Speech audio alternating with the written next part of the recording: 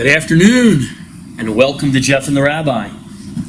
Well, it's September, and we know what that means. Kids are back in school, college football starts at last, and it's finally time for me to put away my bone white seersucker suit with my matching cream shoes and purse combo. And of course, it looks good, but after Labor Day, you gotta put that away.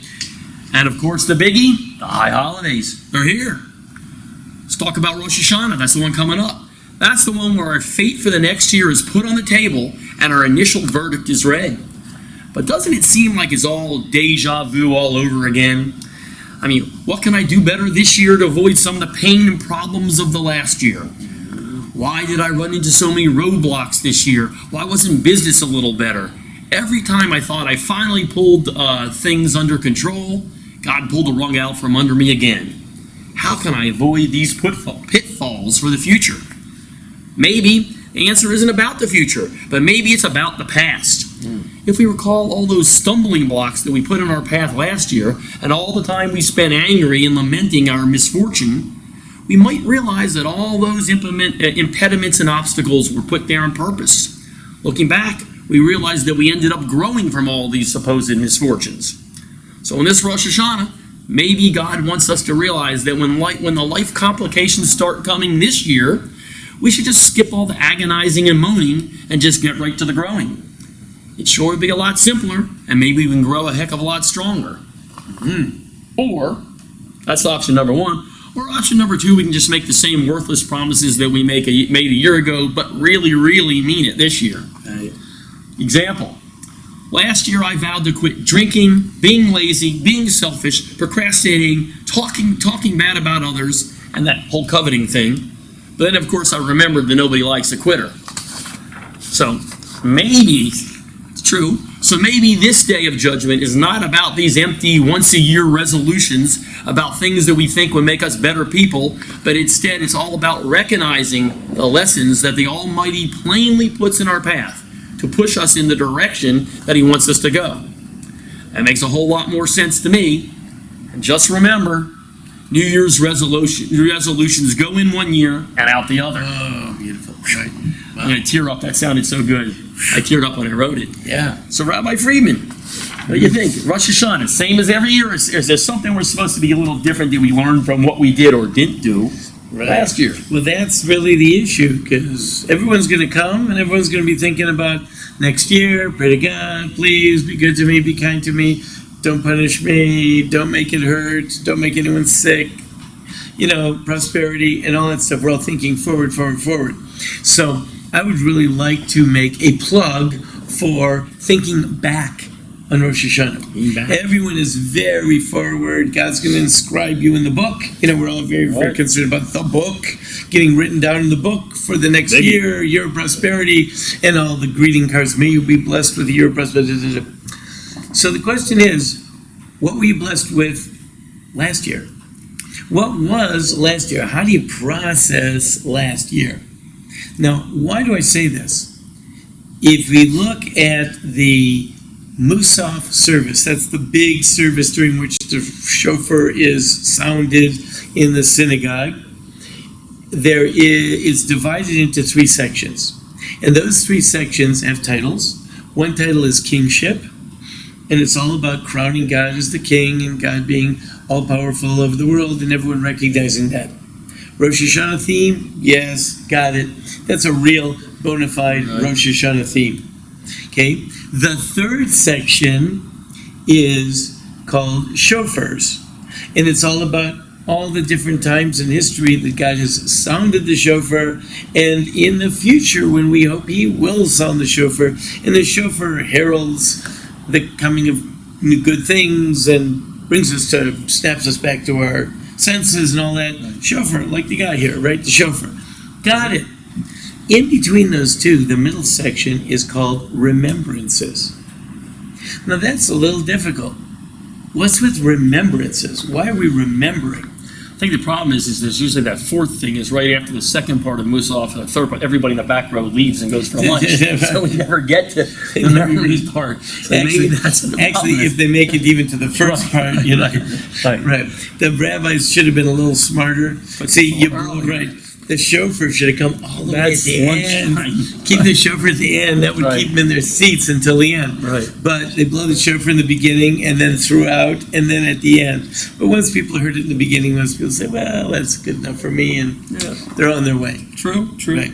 So, yeah, okay, that's the way it goes. So you got these three sections. Kingship we get, chauffeurs we get. Remembrances. What's with remembrances? So, the idea of remembrances really is the verses. There's cites a whole bunch of verses there, and they all talk about, like, what are God's memories? So I could ask you, well, what do you mean? Like, who cares what his memories are? What are memories? So, memories really are how I define myself. Okay. We'll go through, I could put you down on the couch, start telling me your memories of growing up. Right. And you'll tell me you remember this, you remember that. Now, a lot of things happen to you growing up. But only certain things do you remember and certain things you don't remember. True. I spent some time with my kids. I had one of my children was in and stayed with us for a month this summer. We had a lot of opportunity to talk. So my daughter's telling me like different things that she remembers as a child. Really about like me. Well, you're like this and you're like that. I said, what are you talking about? So she said, well, yeah, don't you remember such and such happened? So first of all, I think, I'm like, no, I absolutely don't even remember that. Right. Now to her, this is like a huge event in her life. Wow, and you didn't even remember. To me, like, that was in between me getting up and me leaving for work. I mean, it was, Right. something that happened along the way. As I saw a great little vignette. They say, the guy is dashing off to work. He is hugely powerful. Some big banker, and he's got to be in Manhattan at a huge meeting at such and such a time. And on the way out the door, his daughter spills a drink. And so he stops and he wipes it up and all that and gives her a little kiss, and then he runs off to catch his limo to take him into the city. Right? Now, for his daughter, years later, she'll be talking about that event. 10 minutes later, if you ask him if the event happened, he didn't even remember it happened. Right. He just all he knows is the daughter crying, spilled, wipe it up, car's waiting, let's go. Gotta go. He didn't even think about it. Now to her, this is a major event in her life. She'll be talking about this later. How he reacted, poorly, well, this is, she might either be a healthy person or some therapist is going to be making a bundle of money of the fact that Pulling this out of her. he mishandled the spilled drink while he was on his way to work. And either way, the dad, clueless. It's not even part of his memories. Clueless. Yeah. Right. So the question is, when we size up our past year, some things totally forgot about. Some things really plugged into. Based on what did we decide to forget this episode? That's a good question. And remember that That's episode? a real good question. Right. So that is really an important question, because you're going to plan like what's coming up for the next year. Well, how did you process the last year? Everything that happened to you, God sent your way. Now, did you focus on this? How did we decide to focus? So I focused on things during the past year based on my plan, what I decided was important, well, how it fit into me and my life and Right. Well, you mean all the rest of that stuff that God sent my way was just kind of irrelevant? Yeah, that just got to get to where I had to go. To get to where I needed to go? So that means that like basically God was sending things my way all the time, and I'm blowing them off. Cherry picking out from the things God sent me, the things that I deemed were important. But maybe he deemed other things were important. Maybe I should stop and say, if it happened, it was important, because he sent it my way. As a matter of fact, if he sent it my way, he must have meant it was important. Otherwise, why would he have sent it my way? It's true. That's true. Like, what was he doing that for? What was he gunking up my life for? So that's where So you're saying God's not killing time. Everything he does has got some importance. Right. So now we have to stop and think, okay, let's see. Is it possible that his plan for me this past year was actually different than my plan for me? And by the way, of the two, which one do you want to get more clued into? Like if things weren't going your way this past year, maybe you weren't clued in to the plan.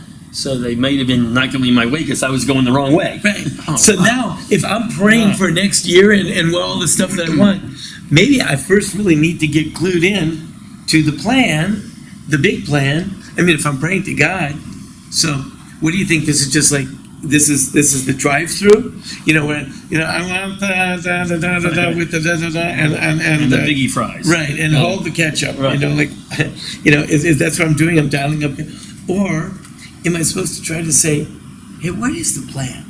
What did God have in store for me? So now if I go back and I look through the past year, and I said, let's try to see what last year looked like from the perspective of what God was dishing out for me, and which experiences did I have. For example, I had professionally, a particularly trying, long, protracted, and very, very difficult challenge. For months, this persisted for months during this past year. When I look back on it, I realized that most of the time, I was really trying to just get it out of here. Over. I know what you mean. Move it on. Get it, go away. And you know what? It kept on coming back. And every time I thought I had it, okay, all wrapped up, this is it, it's gone, I don't have to deal with it, Freddy Krueger, he's back. Sounds, Yeah, you just it sounds like my year too. So just kept coming back. So Wow. now let's reset that. Maybe I wasn't supposed to be getting rid of it. Maybe I was supposed to be engaging it. Right. In the end, it was so persistent that I could not avoid it. So I engaged it, and I confronted it, and I dealt with it. With much pain, by the way. Much pain and suffering. And in the process, I happened to find out a lot of things about myself that I probably did believe down deep, but didn't really want to admit. And in the end, I had to go back afterwards after it was finally painfully resolved, and then go back and clean up all the mess, most of which was caused by my trying to avoid it in the first place. Had I confronted it in the first place, Right. I probably wouldn't have made so much mess. But now, even when I finally did resolve it, I had a bunch of accumulated mess that I had to, so it didn't even go away then, because now I have to go back and clean up all the mess. When I finally cleaned up all the mess, I turned around and I said, wow, you know something? I really am a better person for all that. Now, would I ask for it all over again? No, I wouldn't ask for it all over So again. that's not what you're asking for. No. When you But if I turn around and look at the last year and see how it played out, and see how the challenge that came my way and how I confronted them, and Right. what the ultimate result was, then maybe when the next one comes, I would say the sooner I get on to the fact that this is part of the plan, it's actually for my own benefit, embrace it, deal with it. Don't try to say, I gotta get past this because it's not on my plan. No. That is his plan, and maybe what I should be spending my time doing, instead of dialing up on Rosh Hashanah, go to the synagogue, I want some of this, and I want some of that, some of this, some of that. Right. Maybe I want to say, how about, God, I know you've got a plan for me, and I know it's really for my best. What I do want to pray is that you'll help me embrace that, deal with it, and come out better on the other end as Wow. quickly as I possibly can. That's big. That's big, as I think you've pretty much nailed it. That's just the same thing everybody does it. But probably what most people's problem is, because I know it's mine, is the best salesman in the world for Jeff is me. I can sell myself. So I don't sometimes feel like I'm selling to God.